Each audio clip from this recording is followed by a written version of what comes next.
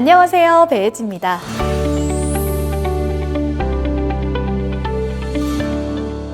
트렌드 채널 청렴을 새기다는 청렴에 관한 궁금한 이야기를 탐구하고 시대적 인식을 공감하는 시간입니다.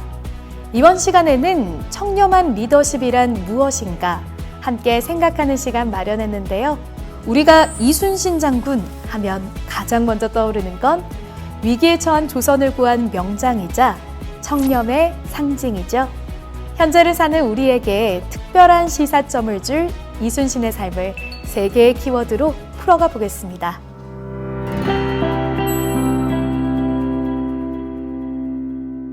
첫 번째 키워드는 바로 선물입니다. 이순신의 청렴 리더십을 설명할 첫 번째 키워드가 왜 선물인지 조선시대로 거슬러 올라가 볼까요? 때는 1597년 세계 전쟁사에도 길이 남을 명량해전을 승리로 이끈 역사적인 해였죠.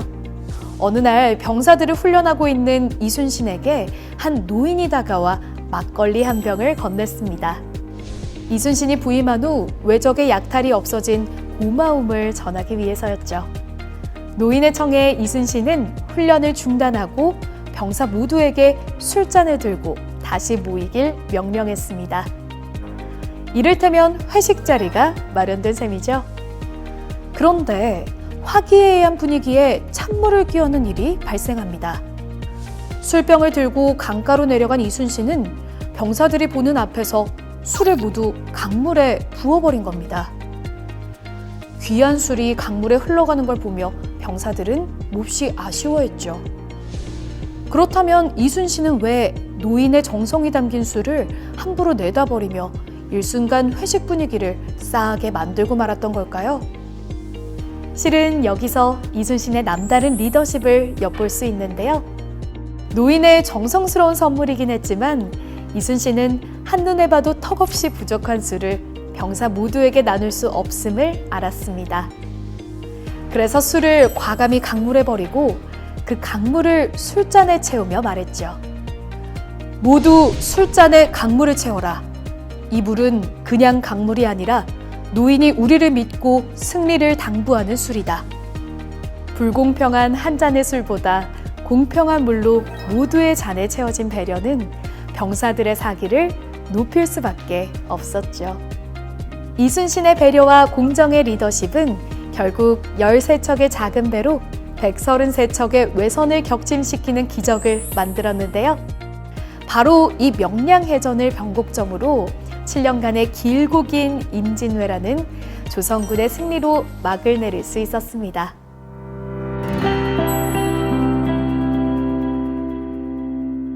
이순신의 청렴 리더십, 다음 키워드는 상사의 요구입니다. 과연 이와 관련된 이순신의 일화는 무엇이며 그의 청렴 정신과는 어떤 연관성이 있을까요? 32, 늦은 나이에 무과에 합격한 그는 이후 상관의 무고로 파직되었다가 훈련원 봉사로 어렵게 복직되는데요. 어느 날 이순신이 활 쏘는 모습을 보게 된 병조판서 유전. 부하의 탁월한 활 실력을 구경하던 그가 정작 마음을 빼앗긴 건 이순신이 차고 있던 화살통이었습니다. 유전은 서슴없이 화살통을 선물로 달라고 했는데요. 지금으로 치면 국방부 장관인 병조판서가 종팔품, 말단 공무원에게 하는 부탁 같은 요구였죠. 그런데 이순신의 대답은 거절이었습니다. 관행을 깨고 상관의 요구를 거절한다는 것, 철저한 위계에 따랐던 당시 관료 사회를 떠올리면 생각처럼 쉬운 일은 아닌데요. 우리는 난중일기에서 거절의 이유를 찾을 수 있었습니다. 군세에 아부하며 한때 영화를 누리는 것은 내가 가장 부끄럽게 여기는 바이다.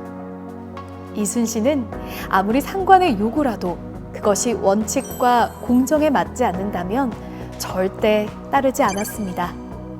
이순신이 친척들에게 보낸 편지를 수집해 만든 서간첩에는 이를 증명하는 내용이 적혀 있는데요. 윗사람의 지시라 어쩔 수 없다고 말하지 말라. 이처럼 부러질지언정 구부러지지는 않겠다는 이순신의 대쪽 같은 청렴함을 상사의 요구 라는 키워드로 소개해드렸습니다. 직속 상사의 부당한 지시, 여러분은 어떻게 대처하고 계신가요?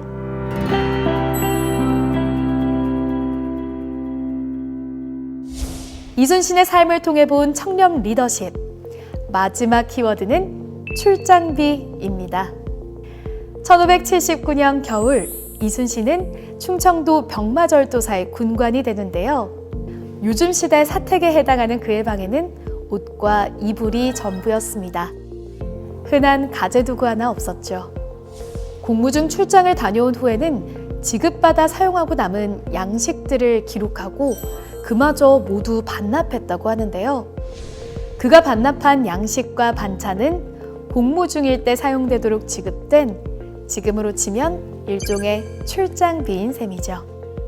누군가는 어차피 지급된 출장비인데 남는다고 반납하지 않아도 되겠지? 그렇게 생각할 수도 있겠지만 작고 사소한 것들이 모여 결국 부정부패로 이어질 수 있습니다. 그 어느 때보다 경종을 울리는 이순신의 청렴 리더십. 배려와 공정의 리더십을 실천해 조금 더 화합하는 우리 사회가 만들어지길 바라봅니다. 고맙습니다.